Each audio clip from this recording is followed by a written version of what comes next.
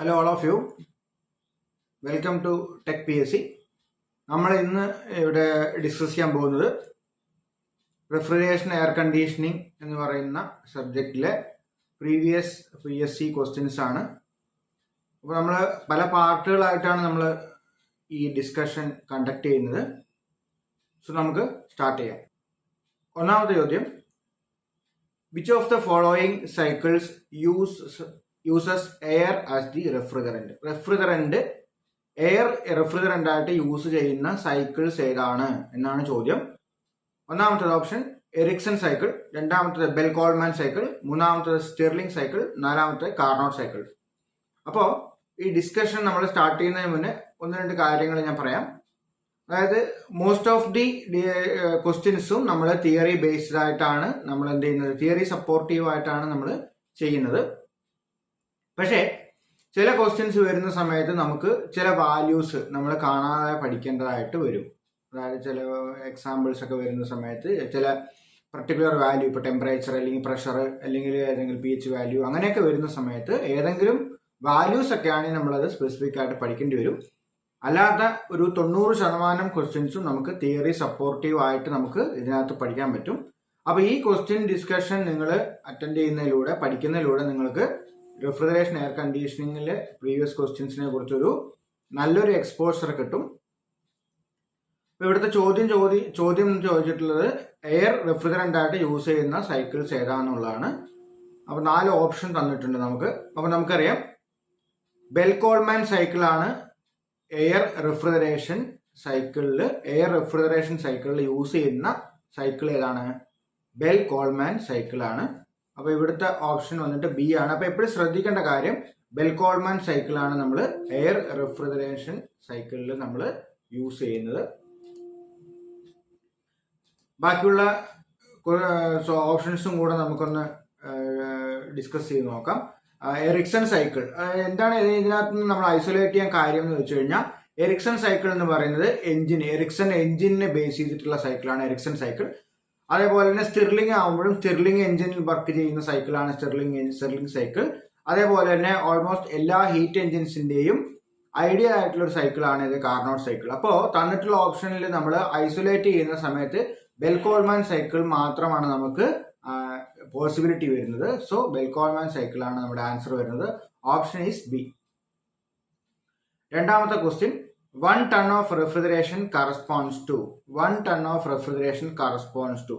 ശ്രദ്ധിക്കേണ്ട കാര്യം, ഇത് ഒരു ബൈഹാർട്ട് പഠിക്കേണ്ട ഒരു കാര്യം. 1 ton of refrigeration എന്ന് പറയുന്നത് 210 കിലോ ജൂൾ പെർ മിനിറ്റ്. ഇതാണ് നമ്മുടെ സ്റ്റാൻഡേർഡ് ആയിട്ടുള്ള ഒരു റെഫറൻസ്. 1 ton of refrigeration നമ്മൾ ഡിഫൈൻ ചെയ്തിട്ടുള്ളത് 210 കിലോ ജൂൾ പെർ മിനിറ്റ്. അപ്പോൾ ഇതിനകത്തെല്ലാം നമുക്ക് ഓപ്ഷൻസ് കണ്ടു കഴിഞ്ഞാൽ അറിയാം, എല്ലാം കിലോ കലോറി പെർ മിനിറ്റും കിലോ കലോറി പെർ അവറിലാണ് തന്നിട്ടുള്ളത്. അതുകൊണ്ട് തന്നെ നമുക്ക് 1 കിലോ കലോറി അല്ലെങ്കിൽ 1 കിലോ ജൂൾ എന്ന് പറയുമ്പോൾ എത്ര കിലോ കലോറി ആണെന്ന് അറിയണം. അപ്പോൾ നമുക്ക് ഇത് ഈ റെഫറൻസ് വാല്യൂ ഉണ്ട്. 1 കിലോ ജൂൾ ഡിഫൈൻ ചെയ്തിട്ടുള്ളത് 0.2390 കിലോ കലോറിയാണ്. 1 കിലോ ജൂൾ എന്ന് പറയുന്നത് 0.2390 കിലോ കലോറിയാണ്. അപ്പോൾ ഇവിടെ 1 ടൺ ആണ് നമുക്ക് എത്രയാണുള്ളത് ചോദിച്ചിട്ടുള്ളത്. അപ്പോൾ എന്ത് ചെയ്യണം? ഈക്വൽ ടു 210 ഇൻറ്റു 0.2390, അത്രയും കിലോ കലോറി പെർ മിനിറ്റ് ആണ് നമുക്ക് വരുന്നത് 1 ടൺ ഓഫ് റെഫ്രിജറേഷൻ. അപ്പോൾ ഇത് വർക്കൗട്ട് ചെയ്ത് വരുമ്പോൾ നമുക്ക് 50 കിലോ കലോറി പെർ മിനിറ്റ് എന്ന് വരും. തന്നിട്ടുള്ളതിൽ ആൻസർ ഏതാണ്? Answer is B, 50 kilo calorie per minute.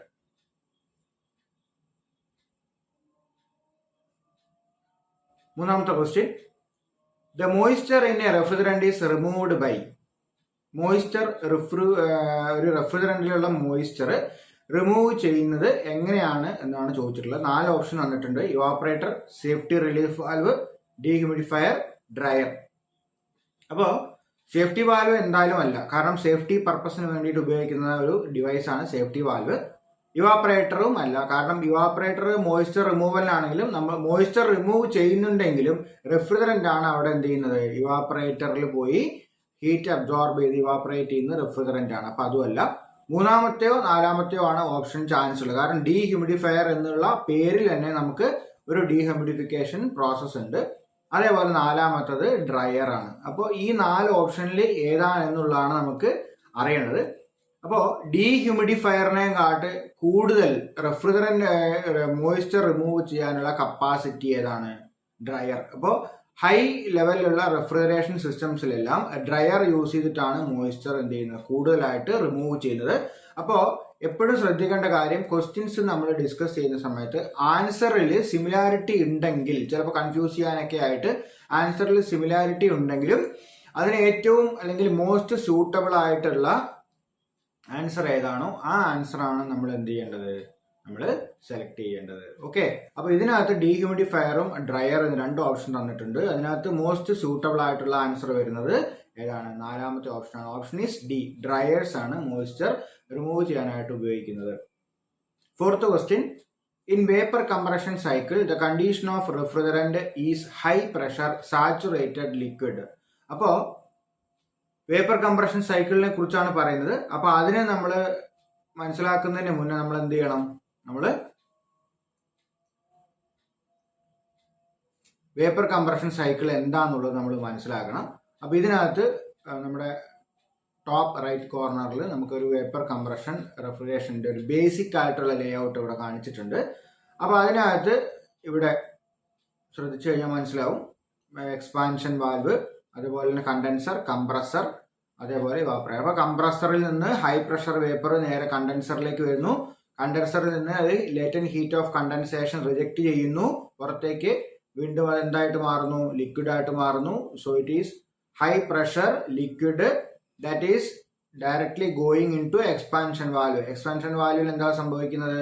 Expansion എന്ന് പറയുമ്പോൾ പ്രഷർ കുറയുന്ന പ്രോസസ്സാണ്. പ്രഷർ കുറയ്ക്കുന്ന പ്രോസസ്സാണ് എക്സ്പാൻഷൻ. എക്സ്പാൻഷൻ കഴിയുമ്പോൾ നമുക്ക് പ്രഷർ റെഡ്യൂസ് ആവും. അപ്പോൾ ആ low pressure liquid or vapour is directly going in to evaporator. ഇവിടെ low pressure liquid or vapour എന്ന് പറയുമ്പോൾ എക്സ്പാൻഡ് ചെയ്ത് കഴിയുമ്പോൾ മുഴുവനായിട്ട് എന്താവില്ല, ചില പാർഷ്യലായിട്ട് എക്സ്പാൻഷനിൽ പാർഷ്യലായിട്ടൊരു വേപ്പറൈസേഷൻ നടക്കും അല്ലേ. അതുകൊണ്ട് നമുക്ക് പൂർണ്ണമായിട്ടും അത് ലിക്വിഡ് ആണെന്ന് പറയാൻ പറ്റില്ല. അത് ലിക്വിഡ് പ്ലസ് വേപ്പർ ആയിരിക്കും. വളരെ ചെറിയൊരു എമൗണ്ട് ഓഫ് വേപ്പർ അവിടെ ഉണ്ടാവും. അതാണ് നമുക്ക് എന്ത് ചെയ്യുന്നത്, ഇവാപ്പറേറ്ററിൽ പോകുന്നത്. ഇവാപ്പറേറ്ററിൽ പോകുന്ന സമയത്ത് എന്ത് സംഭവിക്കും, അത് ഈ refrigerant liquid latent heat of vaporisation absorb ചെയ്യും. അതായത് കൂൾ ചെയ്യേണ്ട അല്ലെങ്കിൽ റെഫ്രിജറേറ്റ് ചെയ്യേണ്ട സ്പേസിൽ നിന്ന് അതെന്ത് ചെയ്യും, ഒരു particular amount of heat absorb ചെയ്യും. അതിനാണ് നമ്മൾ ലേറ്റന്റ് ഹീറ്റ് ഓഫ് വേപ്പറൈസേഷൻ എന്ന് പറയുന്നത്. അപ്പോൾ that refrigerant liquid will be converted into vapour. ആ വേപ്പർ എന്തായിരിക്കും, ലോ പ്രഷർ ആയിരിക്കും. കാരണം എക്സ്പാൻഷൻ കഴിയുമ്പോൾ എന്താണ്, ആൾറെഡി നമുക്ക് പ്രഷർ ആൾറെഡി എന്ത് ചെയ്തു, കുറഞ്ഞു അല്ലേ. അപ്പോൾ അത് ലോ പ്രഷർ ആയിരിക്കും. ആ ലോ പ്രഷർ വേപ്പർ എവിടെ പോകും, വീണ്ടും കംപ്രസറിലേക്ക് പോകുന്നു. കംപ്രസറിൽ നിന്ന് അത് കംപ്രസ് ചെയ്ത് വീണ്ടും ഹൈ പ്രഷർ വേപ്പർ ആയിട്ട് മാറും. ആ സൈക്കിൾ അങ്ങനെ റിപ്പീറ്റ് ചെയ്യും. അപ്പോൾ ഇവിടെ നമ്മുടെ ക്വസ്റ്റ്യൻ എന്ന് പറയുന്നത് വേപ്പർ കംപ്രഷൻ സൈക്കിളിൽ ഹൈ പ്രഷർ സാച്ചുറേറ്റഡ് ലിക്വിഡ് എവിടെയാണ് വരുന്നത് എന്നുള്ളതാണ് ചോദ്യം. ബിഫോർ എക്സ്പാൻഷൻ വാൽവ് ആണോ, ആഫ്റ്റർ കണ്ടൻസർ ആണോ, അങ്ങനെ കുറെ ഓപ്ഷൻസ് തന്നിട്ടുണ്ട്. ഹൈ പ്രഷർ സാച്ചുറേറ്റഡ് ലിക്വിഡ് എവിടെയാണ് എന്നുള്ളതാണ് ചോദ്യം. Option is after passing through the condenser. അപ്പൊ നമുക്ക് നമ്മുടെ ഫിഗർ നോക്കിക്കഴിഞ്ഞാൽ മനസ്സിലാവും. Option is D, after passing through the condenser അല്ലേ. കണ്ടൻസർ കഴിഞ്ഞിട്ടാണ് എന്ത് ചെയ്യുന്നത്, ഇവിടെ ലിക്വിഡ് വരുന്നത് അല്ലേ. കണ്ടൻസർ ഇവിടെയാണ് വരുന്നത് ലിക്വിഡ്. അപ്പോൾ ഹൈ പ്രഷർ സാച്ചുറേറ്റഡ് ലിക്വിഡ് ഇവിടെ കാണിച്ചിട്ടുണ്ട്. ഹൈ പ്രഷർ ലിക്വിഡ് എന്ന് എഴുതിയിട്ടുണ്ട്, ഹൈ പ്രഷർ സാച്ചുറേറ്റഡ് ലിക്വിഡ്. അപ്പോൾ കണ്ടൻസേഷൻ എന്ന് പറയുന്നത് കറക്റ്റായിട്ട് സാച്ചുറേഷൻ പോയിന്റിലാണ് നമ്മൾ കണ്ടക്ട് ചെയ്യുന്നത്, പെർഫോം ചെയ്യുന്നതെങ്കിൽ that will be high pressure saturated liquid. So after passing through the condenser ആണ് ആൻസർ. Answer is D. ഇനി അടുത്തത് 5ാമത്തെ question, ammonia absorption refrigeration cycle requires. ഇവിടെ ശ്രദ്ധിക്കേണ്ട കാര്യം, അമോണിയ റെഫ്രിജറേഷൻ സൈക്കിളിനെ കുറിച്ചാണ് പറയുന്നത്. എപ്പോഴും അമോണിയ എന്ന് പറയുന്ന ആ അമോണിയ റെഫ്രിജറേഷൻ സിസ്റ്റം എപ്പോഴും ഹൈ COP ആണ്. അമോണിയക്ക് എപ്പോഴും, അമോണിയ റെഫ്രിജറേഷൻ സിസ്റ്റംസിന് എപ്പോഴും ഹൈ COP ആണ്. മുൻകാലങ്ങളിലെല്ലാം അമോണിയ റെഫ്രിജറേഷൻ ഉപയോഗിച്ചിരുന്നു. പുതിയ റെഫ്രിജറൻസ് ഡെവലപ്പ് ചെയ്തതിന് ശേഷം അമോണിയ എന്ത് ചെയ്തു, കമേഴ്ഷ്യൽ റെഫ്രിജറേഷൻ സിസ്റ്റംസ് മാത്രമാക്കിയിട്ട് അമോണിയ കൺട്രോൾ ചെയ്തു. മാത്രമല്ല അമോണിയ എന്ന് പറയുന്നത് ടോക്സിക് ആണ്. സപ്പോസ് എങ്ങാനും അമോണിയ റെഫ്രിജറന്റ് ലീക്ക് ആവുകയാണെങ്കിൽ വീടുകളിലൊക്കെ നമ്മൾ ഡൊമസ്റ്റിക് റെഫ്രിജറേറ്ററിൽ നമ്മൾ യൂസ് ചെയ്ത് കഴിഞ്ഞാൽ അമോണിയ ലീക്ക് ഒരു പ്രശ്നമാണ്, അത് വളരെ ഡേഞ്ചർ ആണ്. അതുകൊണ്ട് തന്നെ നമ്മൾ ഡൊമസ്റ്റിക് റെഫ്രിജറേഷൻ സിസ്റ്റംസിലൊന്നും അമോണിയ ഇപ്പോൾ യൂസ് ചെയ്യാറില്ല. But still ammonia has high COP. എന്തുകൊണ്ടാണ് ഹൈ COP വരുന്നത്? COP is equal to refrigeration effect divided by work input അല്ലെ. വർക്ക് ഇൻപുട്ട് നമ്മൾ എവിടെയാണ് കൊടുക്കുന്നത്? കംപ്രസറിലാണ് നമ്മൾ വർക്ക് ഇൻപുട്ട് കൊടുക്കുന്നത്. അപ്പോൾ ഈ ഡിനോമിനേറ്റർ അല്ലെങ്കിൽ ലോവർ സൈഡ് ഏറ്റവും കുറയുമ്പോഴാണ് എന്ത് ചെയ്യുന്നത്? COP എന്ത് ചെയ്യുന്നത്? കൂടുന്നത് അല്ലെ. അപ്പൊ എന്ത് ചെയ്യണം? ഇൻപുട്ട് വർക്ക് കുറവാവണം. അപ്പൊ ഏറ്റവും കുറവ് 0 വർക്ക് ഒരിക്കലും വരില്ല. അപ്പൊ ഓപ്ഷൻ ബി അല്ല. ഓക്കെ, കാരണം 0 വർക്ക് വരില്ല. കാരണം ഡിനോമിനേറ്ററിൽ 0 വന്നു കഴിഞ്ഞാൽ ഡിവിഷൻ ബൈ 0 എന്ന് പറയുന്നത് നോട്ട് ഡിഫൈൻഡ് ആണ് അല്ലെ.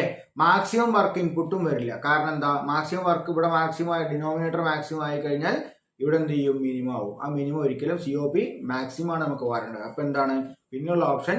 Very little work input. Very little, വളരെ കുറച്ച് മാത്രമേ നമ്മൾ വർക്ക് ഇൻപുട്ട് കൊടുക്കേണ്ട ആവശ്യമുള്ളൂ അമോണിയ അബ്സോർപ്ഷൻ റെഫ്രിജറേഷൻ സിസ്റ്റംസിൽ. അതുകൊണ്ട് തന്നെ നമുക്ക് അതിന് മാക്സിമം COP ആണ്. So option is A. Answer എന്ന് പറയുന്നത് ഓപ്ഷൻ എ ആണ്. 6th question. The reversible engine has thermal efficiency of 20%. What will be the COP if it is used as a refrigerator with other conditions unchanged? അതായത് ഒരു reversible heat എഞ്ചിന്റെ thermal efficiency 20% എന്ന് പറഞ്ഞ് തന്നിട്ടുണ്ട്. അതേ reversible എഞ്ചിനെ നമ്മൾ refrigerator ആയിട്ട് use ചെയ്യുകയാണെങ്കിൽ നമുക്ക് എത്രയാണ് അതിന്റെ COP വരിക? അപ്പോൾ ഇവിടെ നമ്മൾ ശ്രദ്ധിക്കേണ്ട കാര്യം, നമ്മൾ പഠിച്ചു വെക്കേണ്ട ഒരു ഫോർമുല എന്ന് പറയുന്നത് COP of heat pump is equal to 1 plus COP of refrigerator, that is equal to 1 divided by thermal efficiency.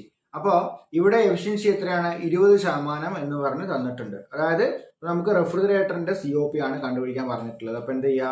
1 plus COP of refrigerator is equal to 1 by eta അല്ലെങ്കിൽ എഫിഷ്യൻസി എത്രയാണ്? എഫിഷ്യൻസി ഇവിടെ 20 എന്ന് പറഞ്ഞ് തന്നിട്ടുണ്ട്. അപ്പോൾ 20/100 അല്ലെ. 20% എന്ന് പറയുമ്പോൾ 20/100 വരും അല്ലെ. 20/100. അപ്പം that will become 100/20, that is equal to 5. അപ്പോൾ COP of refrigerator is equal to 5 - 1, that is equal to 4. അപ്പോൾ ഇവിടെ ഓപ്ഷൻ വരുന്നത് ഏതാണ്? C ആണ് അതിന്റെ ആൻസർ വരുന്നത്. COP is 4.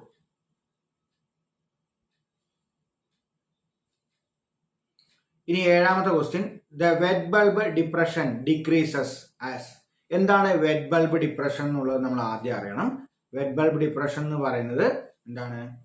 Difference between dry bulb temperature and wet bulb temperature. Dry bulb ടെമ്പറേച്ചറും DBT minus wet bulb temperature ആണ് എന്ത്? Wet bulb depression. Wet bulb depression is equal to dry bulb temperature minus wet bulb temperature. അപ്പോൾ ഇവിടെ നമ്മുടെ ചോദ്യം എന്ന് പറയുന്നത് wet bulb depression എപ്പോഴാണ് ഡിക്രീസ് ചെയ്യുന്നത് എന്ന് പറയുമ്പോൾ എന്താണ് അതിന്റെ ആൻസർ വരുന്നത്? ഹ്യൂമിഡിറ്റി കുറയുമ്പോഴാണ്. അതായത് വെറ്റ് ബൾബ് ടെമ്പറേച്ചർ കുറയണമെങ്കിൽ എന്ത് വേണം? ഹ്യൂമിഡിറ്റി കുറയണം അല്ലേ. അപ്പോൾ വെറ്റ് ബൾബ് ഡിപ്രഷൻ കുറയണമെങ്കിൽ എന്താണ്? ഓട്ടോമാറ്റിക്കലി ഹ്യൂമിഡിറ്റി എന്ത് ചെയ്യണം? ഡിക്രീസ് ചെയ്യണം. So answer here it is B. Option B ആണ് ആൻസർ. ഇനി 8ാമത്തെ ക്വസ്റ്റ്യൻ. ഇനി refrigeration cycle the pressure is maximum. Refrigeration സൈക്കിളിൽ പ്രഷർ എവിടെയാണ് മാക്സിമം എന്ന് പറയുന്നതാണ് ചോദ്യം. അപ്പോൾ ആൾറെഡി നമ്മൾ കഴിഞ്ഞ സ്ലൈഡിൽ നമ്മൾ പറഞ്ഞു എന്താണ്? ഈ ഒരു സൈക്കിൾ നമ്മൾ കൺസിഡർ ചെയ്തു അല്ലേ. ഇതിനകത്ത് ഹൈ പ്രഷർ വേപ്പർ എന്ന് പറയുന്നത് എവിടെയാണ്? ഹൈ പ്രഷർ വേപ്പർ അല്ലെ. കംപ്രസർ കഴിഞ്ഞു വരുന്ന പോർഷനിലാണ് ഹൈ പ്രഷർ വേപ്പർ. കാരണം കണ്ടൻസർ കഴിഞ്ഞു കഴിഞ്ഞാലും ഹൈ പ്രഷർ ആണെങ്കിലും കണ്ടൻസറിനകത്ത് ഒരു ചെറിയൊരു പ്രഷർ ഡ്രോപ്പ് അവിടെ ഉണ്ടാവും. അതുകൊണ്ട് തന്നെ കംപ്രസർ കഴിഞ്ഞു വരുന്ന പോർഷനിലാണ് എപ്പോഴും ഹൈ പ്രഷർ ആയിട്ട് നമ്മൾ കൺസിഡർ ചെയ്യുന്നത്. അപ്പോൾ ഇവിടെ തന്നിട്ടുള്ള ഓപ്ഷൻ ഏതാണ്? ഇനി refrigeration cycle pressure is maximum എന്താണ്? After compressor. ഇവിടെ തന്നിട്ടുള്ള ഏതാണ് option? Option is D. Okay. 9th question. An automatic expansion valve is based on the principle of. Automatic expansion valve എന്ന് പറയുന്നത് ഏത് പ്രിൻസിപ്പിളിനെ ബേസ് ചെയ്തിട്ടാണ് എന്നാണ് ചോദ്യം. അപ്പോൾ അതിന് ജസ്റ്റ് ബ്രീഫായിട്ടുള്ള ഒരു എക്സ്പ്ലനേഷൻ എന്താണ്? ഓട്ടോമാറ്റിക് എക്സ്പാൻഷൻ വാൽവ് എന്ന് പറയുന്നത് എപ്പോഴും കോൺസ്റ്റന്റ് പ്രഷർ ഇൻ ദ ഇവാപ്പറേറ്ററിൽ എപ്പോഴും ഒരു കോൺസ്റ്റന്റ് ആയിട്ട് പ്രഷർ മെയിൻറ്റെയിൻ ചെയ്യുന്ന ടൈപ്പ് വാൽവിനെയാണ് നമ്മൾ ഓട്ടോമാറ്റിക് എക്സ്പാൻഷൻ വാൽവ് അല്ലെങ്കിൽ AXV എന്ന് പറയുന്നത്. ഓക്കെ, ഒരുപാട് ടൈപ്പ് വാൽവ് നമുക്ക് അവൈലബിൾ ആണ് റെഫ്രിജറേഷൻ സിസ്റ്റംസിൽ. AXV ഉണ്ട്, automatic expansion valve, thermostatic expansion valve TXV ഉണ്ട്, അതേപോലെ തന്നെ RCV റിവേഴ്സിബിൾ കൺട്രോൾ വാൽവ്, അങ്ങനെ ഒരുപാട് ടൈപ്പ് വാൽവുകൾ നമുക്കിവിടെ അവൈലബിൾ ആണ്. പക്ഷെ നമുക്ക് ഇവിടെ ചോദ്യം എന്ന് പറയുന്നത് ഓട്ടോമാറ്റിക് എക്സ്പാൻഷൻ വാൽവ് എങ്ങനെ ഏത് പ്രിൻസിപ്പിളിലാണ് വർക്ക് ചെയ്യുന്നത് എന്നുള്ളത്. Maintaining a constant pressure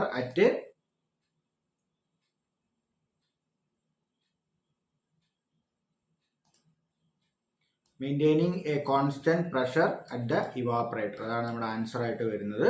okay,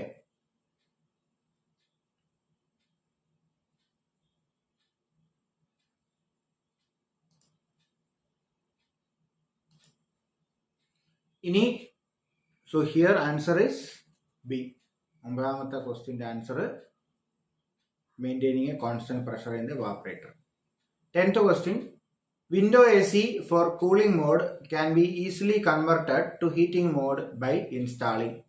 അതായത് നമ്മുടെ വീടുകളിലെല്ലാം എയർ കണ്ടീഷണർ ഉണ്ടാവും. അത് വിൻഡോ AC ആവാം അല്ലെങ്കിൽ സ്പ്ലിറ്റ് AC ആവാം. അപ്പോൾ അതിനകത്ത് ഹീറ്റിംഗ് മോഡും ഉണ്ട്, കൂളിംഗ് മോഡും ഉണ്ട്. അപ്പോൾ നമ്മുടെ പുറത്തുള്ള കാലാവസ്ഥയ്ക്ക് അനുസരിച്ച് നമ്മൾ ഹീറ്റിംഗ് ആണോ കൂളിംഗ് ആണോ എന്നുള്ളത് നമുക്ക് ഡിസൈഡ് ചെയ്യാനായിട്ട് പറ്റും. അപ്പോൾ ഇവിടെ കൂളിംഗ് മോഡിനെ എങ്ങനെയാണ് ഹീറ്റിംഗ് മോഡായിട്ട് കൺവേർട്ട് ചെയ്യുന്നത് എന്നുള്ളതാണ് ക്വസ്റ്റ്യൻ. 4 ഓപ്ഷൻ തന്നിട്ടുണ്ട്. Thermostatic expansion valve, reversible control valve, AXV automatic expansion valve, solenoid valve. ശ്രദ്ധിക്കേണ്ട കാര്യം, ഇവിടെ റിവേഴ്സിബിൾ കൺട്രോൾ വാൽവ് എന്നുള്ള ഒരു പ്രിൻസിപ്പിളിനെ ബേസ് ചെയ്തിട്ടാണ് എന്ത് ചെയ്യുന്നത്, ഈ കൂളിംഗ് മോഡിനെ ഹീറ്റിംഗ് മോഡായിട്ട് മാറ്റുന്നത്. അപ്പോൾ ഈ റിവേഴ്സിബിൾ കൺട്രോൾ വാൽവിന്റെ ഫംഗ്ഷൻ എന്താ? ഈ റെഫ്രിജറന്റിന്റെ ഫ്ലോയിനെ ഇതിനെ റിവേഴ്സ് ചെയ്യും. അതുകൊണ്ടാണ് ഇതിനെ റിവേഴ്സിബിൾ കൺട്രോൾ വാൽവ് എന്ന് പറയുന്നത്. Okay, so this cooling mode can be easily converted in to heating mode by reversible control valve which functions where it does the reversal of flow of റെഫ്രിജറന്റിന്റെ ഫ്ലോയിനെ reverse ചെയ്തുകൊണ്ടാണ് നമ്മൾ കൂളിങ്ങിനെ heating ആക്കി മാറ്റുന്നത്. So answer here it is B.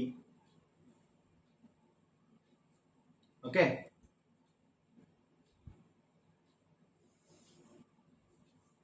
Just ഇതിന്റെ figure നമ്മൾ ഇപ്പോൾ പറഞ്ഞതിൻ്റെ, അതായത് റെഫ്രിജറേഷൻ സൈക്കിൾ പ്രഷർ എവിടെയാണ് മാക്സിമം, ഇവിടെ അതുകൊണ്ട് കംപ്രസറിന് ശേഷമാണ് മാക്സിമം വരുന്നത്. അതിൻ്റെ ഒരു ഫിഗറാണ് ഈ റൈറ്റ് സൈഡിൽ കാണിച്ചിട്ടുള്ളത്. ഓക്കെ, ഇനി ഓട്ടോമാറ്റിക് എക്സ്പാൻഷൻ വാൽവ് പ്രിൻസിപ്പിൾ അത് ആൾറെഡി നമ്മൾ പറഞ്ഞതാണ്. Design to maintain constant pressure in the evaporator and to meter refrigerant by using a pressure sensing device is called a constant pressure expansion valve.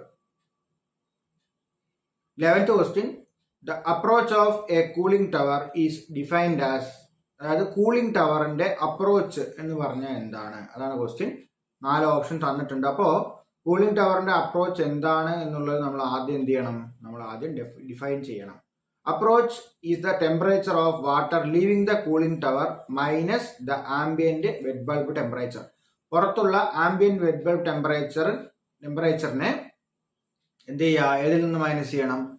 Temperature of water leaving the cooling tower. Cooling ടവറിൽ നിന്ന് പുറത്തേക്ക് പോകുന്ന വാട്ടറിന്റെ ടെമ്പറേച്ചറിൽ നിന്നും ambient wet bulb temperature minus ചെയ്യുമ്പോൾ കിട്ടുമ്പോൾ എന്താണോ അതാണ് അപ്രോച്ച് എന്ന് പറയുന്നത്. This value represents how close the cooling tower gets the water to the wet bulb temperature of surrounding air. അതാണ് അതിന്റെ അപ്രോച്ച് എന്ന് പറയുന്നത്. അപ്രോച്ചിന്റെ റെപ്രസെന്റേഷൻ എന്താ? How close the cooling water gets to the cooling tower gets the water close to the wet bulb temperature of wet bulb temperature. എയറിന്റെ wet bulb ടെമ്പറേച്ചറിന് എത്ര close ആയിട്ടാണ് ഇതിന്റെ കൂളിംഗ് ടവർ എന്ത് ചെയ്യുന്നത്? കൂളിംഗ് ടവറിലേക്ക് വാട്ടർ കിട്ടുന്നത്. അതാണ് അതിന്റെ ഒരു റെപ്രസെന്റേഷൻ ആണ് ഈ അപ്രോച്ച്. ഓക്കെ, അപ്പോൾ തന്നിട്ടുള്ള ഏതാണ്? Difference of temperature water leaving the cooling tower and temperature of entering water അല്ല, difference of temperature of water leaving the cooling tower and wet bulb temperature of surrounding air. തന്നിട്ടുള്ളതിൽ by definition answer വരുന്ന ഏതാണ്? Answer option C. C ആണ് അതിന്റെ option ആയിട്ട് വരുന്നത്. 12th question, which senses the suction temperature in thermal electric expansion valve? Thermal electric expansion valve suction temperature sense ചെയ്യുന്ന ഉപകരണത്തിന്റെ പേരെന്താണ്? അപ്പൊ അതിന് ജസ്റ്റ് ഒരു ബ്രീഫ് ആയിട്ടുള്ള തിയറി നമുക്ക് നോക്കാം. Thermal electric controlled expansion valve depends on the use of thermistors. പ്രത്യേകം ശ്രദ്ധിക്കണം.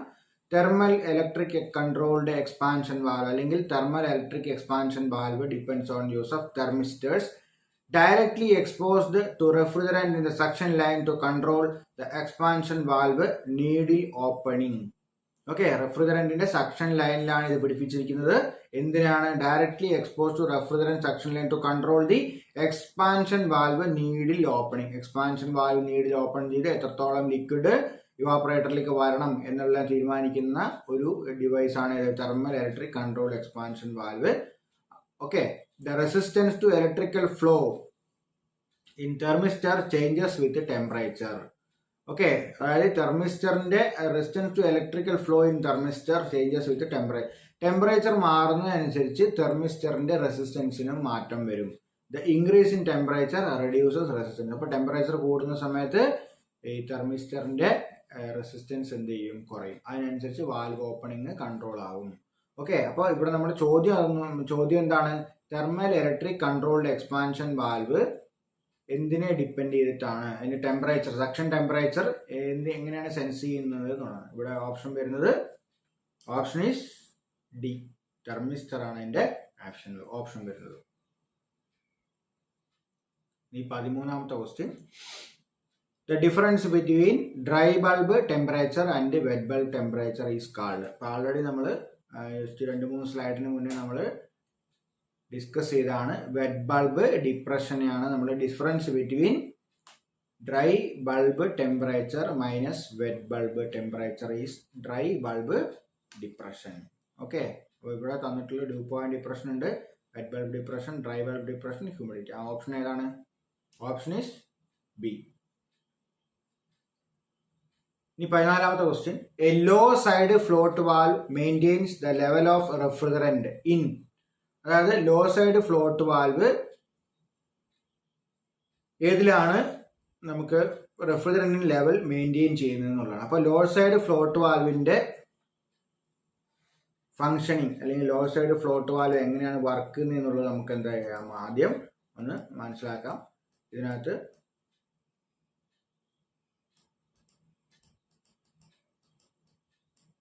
low side float valves are used for evaporators of the flooded type system. Flooded evaporatorലാണ് നമ്മൾ low side float valve use ചെയ്യുന്നത്.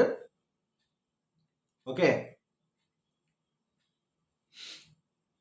in bigger capacity plants a small low side float valve is used to pilot a liquid feed valve. According to liquid level in the evaporator, the float valve transmits pressure signals to the main liquid feed valve to increase or decrease extent of its opening. അതായത് ഇവാപ്പറേറ്ററിലുള്ള liquid level അനുസരിച്ച് എത്രത്തോളം expansion വാൽവിന്റെ needle open ചെയ്യണം എന്നുള്ള pressure signal എന്ത് ചെയ്യും? Transmit ചെയ്യും. അതായത് evaporator എത്രത്തോളം ലിക്വിഡ് ലെവൽ ഉണ്ട് എന്നുള്ളതനുസരിച്ച് എന്ത് ചെയ്യും? ഓപ്പണിംഗും ക്ലോസിംഗ് എല്ലാം കൺട്രോൾ ചെയ്യും. Thus the low side float valve in such a system is called എന്താണ്? Flooded evaporator. ഫ്ലഡഡ് ഇവാപ്പറേറ്ററിലാണ് നമ്മൾ യൂസ് ചെയ്യുന്നത്. ഓക്കെ, ഇവിടെ തന്നിട്ടുള്ളത് low side float valve maintains the level of refrigerant in flooded evaporator. Option is D. ഇനി 15ാമത്തെ question, boiling point of R600A. R600A എന്ന് പറയുന്ന റെഫ്രിജറന്റിന്റെ ബോയിലിംഗ് പോയിന്റ് എത്രയാണെന്നുള്ളതാണ് ചോദ്യം. അപ്പൊ ഞാൻ ആൾറെഡി പറഞ്ഞ പോലെ കുറച്ച് കാര്യങ്ങളെല്ലാം നമ്മൾ കാണാതെ പഠിക്കേണ്ടി വരും. Boiling point, freezing point, okay, അങ്ങനെയുള്ള കാര്യങ്ങൾ. അതുപോലെ കെമിക്കൽ നെയിംസ് ഉണ്ടെങ്കിൽ അത്, അങ്ങനെയുള്ള കാര്യങ്ങളെല്ലാം നമ്മൾ കാണാതെ പഠിക്കേണ്ടതായിട്ട് വരും. അപ്പൊ ഇവിടെ നമ്മൾ ബൈഹാർട്ട് ചെയ്യേണ്ട വാല്യൂ എന്ന് പറയുന്നത് -12°C. Option is B. Boiling point of R600A is -12°C. 16th question, the sediments which form as a coating on cooling coil will reduce. അതായത് കൂളിംഗ് കോയിലിൽ നമ്മൾ സെഡിമെന്റ്സ് അല്ലെങ്കിൽ അതിൻ്റെ മുകളിൽ ഒരു ലെയർ പോലെ ഒരു ഒരു ഒരു ഡെപ്പോസിറ്റ് വന്നു കഴിഞ്ഞാൽ അത് എന്തിനെയാണ് അഫക്റ്റ് ചെയ്യുന്നത് എന്നാണ് ചോദ്യം. എപ്പോഴും കൂളിംഗ് കോയിൽ എന്ന് പറയുമ്പോൾ കൂളിംഗ് കോയിലിന്റെ എഫിഷ്യൻസിയാണ് ഇമ്പോർട്ടൻ്റ്. ഹീറ്റിംഗ് കോയിലാണ് ഹീറ്റിംഗ് കോയിലിന്റെ എഫിഷ്യൻസി, കൂളിംഗ് കോയിലാണ് കൂളിംഗ് കോയിൽ എഫിഷ്യൻസി. അതായത് ഹ്യൂമിഡിഫിക്കേഷൻ അല്ലെങ്കിൽ ഡീഹ്യൂമിഡിഫിക്കേഷൻ പ്രോസസ്സിലാണ് നമുക്ക് ഈ ഹീറ്റിങ്ങും കൂളിങ്ങും അങ്ങനെയുള്ള കാര്യങ്ങളെല്ലാം വരുന്നത്. അപ്പോൾ ഹീറ്റിംഗ് കോയിലും കൂളിംഗ് കോയിലും that is depending on its efficiency അല്ലേ. ഇപ്പോൾ കൂളിംഗ് കോയിലിന്റെ എഫിഷ്യൻസി കൂടുന്നതനുസരിച്ച് മാക്സിമം നമുക്ക് എന്ത് ചെയ്യാൻ പറ്റും, കൂളിംഗ് അച്ചീവ് ചെയ്യാനായിട്ട് പറ്റും. അതിന്റെ കോയിലിന്റെ മുകളിൽ ഇതേപോലെയുള്ള അൺവാണ്ടഡ് ഡെപ്പോസിറ്റ്സ് കോട്ടിംഗ് എല്ലാം വന്നു കഴിഞ്ഞാൽ എന്ത് ചെയ്യും, അതിന്റെ ഹീറ്റ് ട്രാൻസ്ഫർ എഫിഷ്യൻസിയാണ് അഫക്റ്റ് ചെയ്യുന്നത്. Option is B. Sediments which form as A coating on cooling coil will reduce the heat transfer efficiency. In 17th question, water is used as a refrigerant. Water is used as a refrigerant. അപ്പോൾ ഏത് refrigeration സൈക്കിളിലാണ് water refrigerant ആയിട്ട് use ചെയ്യുന്നുള്ളതാണ് ചോദ്യം. അപ്പോൾ മനസ്സിലാക്കുക, steam jet or ejector refrigeration system uses water as A refrigerant. It uses the basic principle of boiling of liquid at lower temperature by reducing pressure on its surface. അതായത് ലിക്വിഡിന്റെ മുകളിലുള്ള pressure, act ചെയ്യുന്ന പ്രഷറിനെ കുറച്ചുകൊണ്ട് എന്ത് ചെയ്യുക, അതിന്റെ boiling പോയിന്റിനെ കുറയ്ക്കുക. അതാണ് നമ്മളുടെ ഈ സ്റ്റീം ജെറ്റ് അല്ലെങ്കിൽ ഇജക്ടർ റെഫ്രിജറേഷൻ സിസ്റ്റംസിൽ യൂസ് ചെയ്യുന്നത്. അപ്പോൾ ഈ പ്രിൻസിപ്പിളാണ് യൂസ് ചെയ്യുന്നത്. ഈ സ്റ്റീം ജെറ്റ് റെഫ്രിജറേഷൻ സിസ്റ്റത്തിൽ പ്രത്യേകം ശ്രദ്ധിക്കേണ്ട കാര്യം, വാട്ടർ ആണ് അവിടെ റെഫ്രിജറന്റ് ആയിട്ട് യൂസ് ചെയ്യുന്നത്. അപ്പോൾ തന്നിരിക്കുന്ന ഓപ്ഷനിൽ ഏതാണ്, മൂന്നാമത്തെ ഓപ്ഷൻ, ഓപ്ഷൻ സി ആണ് answer, steam jet refrigeration system. The upcoming alternative refrigerant to be used in car air conditioning system. Car air conditioningil പുതുതായിട്ട് നമ്മൾ യൂസ് ചെയ്യാൻ പോകുന്ന അല്ലെങ്കിൽ അപ്കമിങ് ആയിട്ടുള്ള റെഫ്രിജറന്റ് ഏതാണ്, ഓൾട്ടർനേറ്റ് റെഫ്രിജറന്റ് ഏതാണെന്നുള്ളതാണ് ചോദ്യം.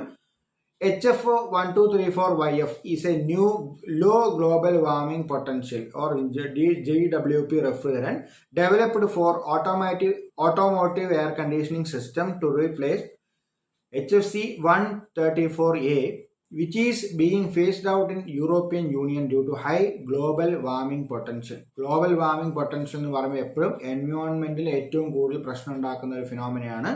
ഓക്കെ, അപ്പോൾ ഈ റെഫ്രിജറന്റിന്റെ GWP അല്ലെങ്കിൽ ഗ്ലോബൽ വാർമിംഗ് പൊട്ടൻഷ്യൽ അനുസരിച്ചിട്ടാണ് നമ്മൾ അതിന്റെ യൂസേജ് ഒക്കെ തീരുമാനിക്കുന്നത്.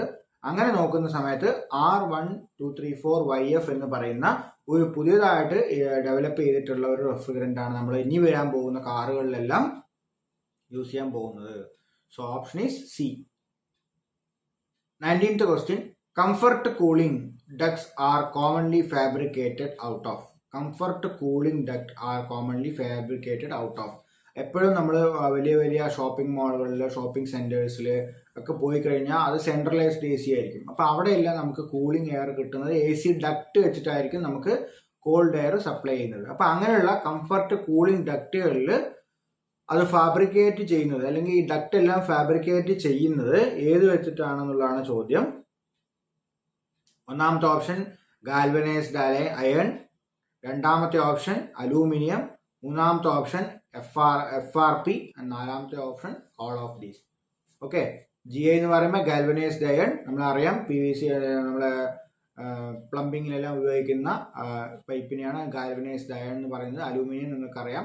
FRP എന്ന് പറയുമ്പോൾ ഫൈബർ റീഇൻഫോഴ്സ്ഡ് പ്ലാസ്റ്റിക്. അപ്പോൾ നമുക്ക് കൂളിംഗ് ഡക്ട് ഉപയോഗിക്കാനായിട്ട് ഇതിലുള്ള ഏത് മെറ്റീരിയൽ വേണമെങ്കിലും ഉപയോഗിക്കാം, മനസ്സിലാക്കി വയ്ക്കുക. So option here it is D, all of these. 20th question, in saturated air എന്താണ് സാച്ചുറേറ്റഡ് എയറിൽ എന്തായിരിക്കും condition? Dry bulb temperature is equal to wet bulb ആണോ, wet bulb equal to dew point ആണോ, dry bulb equal to dew point ആണോ? അപ്പൊ എപ്പോഴും ശ്രദ്ധിക്കുക, saturated എയറിന്റെ കേസിൽ എപ്പോഴും നമുക്ക് എന്തായിരിക്കും, dry bulb temperature is equal to wet bulb temperature is equal to dew point temperature. Dew point temperature എന്ന് പറഞ്ഞാൽ എന്താ, നമ്മൾ കണ്ടൻസ് ചെയ്യുമ്പോൾ ഫസ്റ്റ് കണ്ടൻസേഷൻ സ്റ്റാർട്ട് ചെയ്യുന്ന സമയത്ത് ആദ്യത്തെ ഡ്യൂ ഡ്രോപ്പ് ഫോം ചെയ്യുന്ന ടെമ്പറേച്ചറിനെയാണ് നമ്മൾ ഡ്യൂ പോയിന്റ് ടെമ്പറേച്ചർ എന്ന് പറയുന്നത്. അപ്പോൾ ഇവിടെ എന്താണ് ഈ ഒരു കണ്ടീഷൻ മാച്ച് ചെയ്യുന്ന ഓപ്ഷൻ ഏതാ? Option is D, all of these. അപ്പോൾ dry bulb is equal to wet bulb is equal to dew point ആണ് നമ്മളുടെ answer. So all of these.